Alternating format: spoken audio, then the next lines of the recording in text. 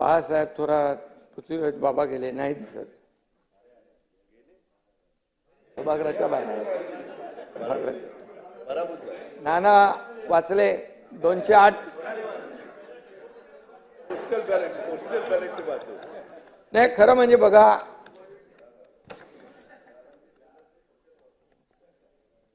आता ईव्हीएम घोटाळा असता तर तुम्ही इथं नसताना. तुम्ही एकदा ईव्हीएम वर आरोप केले, शपथ घेणार नाही. अरे बाबा, तुम्ही असं काय करता? तुमच्याबद्दल चांगला बोलतोय.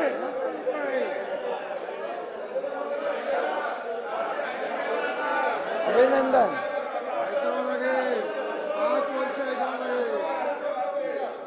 तुम्ही भाषण करताना कधी आम्ही थांबवलं का? नाना नाना कसं आहे माहितीये का याच्यामध्ये?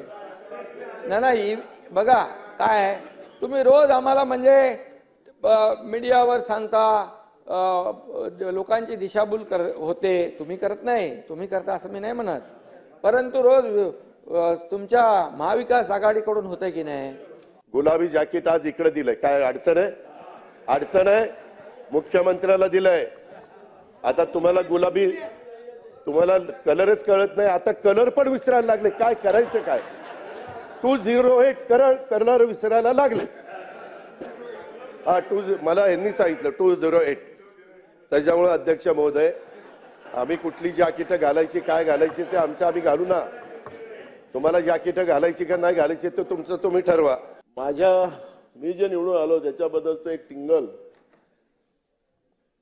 तुम्हाला आता नंबर द्यावा लागेल यांना, उपमुख्यमंत्र्यांना. 1 नंबरचा उपमुख्यमंत्री आणि 2 नंबरचा उपमुख्यमंत्री असे नंबर द्यावा लागेल. तुम्ही 2 उपमुख्यमंत्री बोला म्हटलं तर दोघे उभे होऊन जातील. त्याला नंबर द्यावा लागेल भविष्यात. पण मला मिळालेल्या 208 मताधिक्याच्या बद्दलची टिंगल या ठिकाणी उडवली गेली. अध्यक्ष महाराज, खरं तर इथं निवडून आलेलाच माणूस येऊ शकतो. तो किती मतांनी आला त्याची गिनती नाही, ते सुरुवातीलाच आकडेवारी असतात.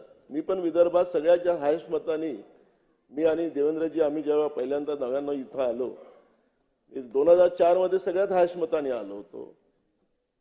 त्याच्यानंतर झालेल्या निवडणूक मी त्याच्यात सगळ्यात जास्त हायस्ट मतांनी आलो. तर काही इथं फार बक्षीस काही मिळतं असं काही त्याच्यामध्ये काही चर्चेचा विषय होऊ शकत नाही.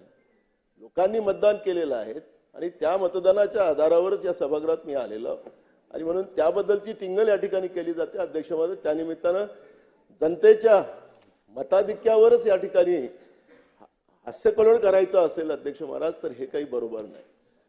आणि म्हणून मी अध्यक्ष महाराज या ठिकाणी एवढंच सांगेन की एक गोष्ट लक्षात ठेवली पाहिजे. जसं मातंगवाडीचा उल्लेख आपण केलात सन्माननीय दोन्ही उपमुख्यमंत्र्यांनी, आखरी मतदानाचा अधिकार आपण त्याला मतदाता राजा म्हणतो, तो दान करतो म्हणून त्याला राजा म्हणतो. आणि मग अध्यक्ष महाराज त्यांच्या भावना निवडणूक आयोगाच्या बद्दल आहेत. त्यांचा आमचा अधिकार कुठे आहे, आम्ही मारलेली मतं कुठे गेली, ह्या पद्धतीचे प्रश्न त्यांनी विचारले. आणि आम्ही काही प्रश्न काय विचारले होते की जे 76 लाख मतं रात्री झालीत त्या मताचं उत्तर आम्ही निवडणूक आयोगाला विचारलेलं आहे.